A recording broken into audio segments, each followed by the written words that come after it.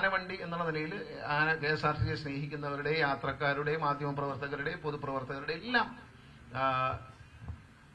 ഫോണിലേക്ക് ഇതെത്തും.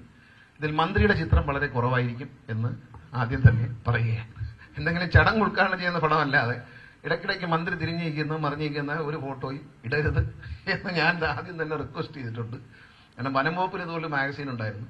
അന്ന് ഞാൻ പറഞ്ഞു, ഒരു ലക്കത്തിൽ മന്ത്രിയുടെ ഒരു ഫോട്ടോയിൽ കൂടുതൽ ഇടാൻ പാടില്ല എന്ന് പറഞ്ഞു. മറ്റേ മന്ത്രിയുടെ എല്ലാ പേജിലും മന്ത്രിയുടെ പടം അടിക്കുന്നത് ശരിയല്ല.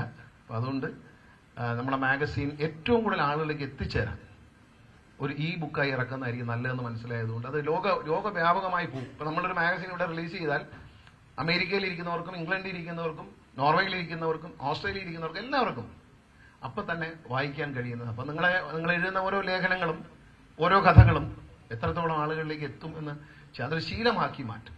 ഇതിന്റെ ബുക്ക് വായിക്കുന്നത് ഒരു ശീലമാക്കി മാറ്റണം എന്നാണ് നമ്മൾ ഉദ്ദേശിക്കുന്നത്.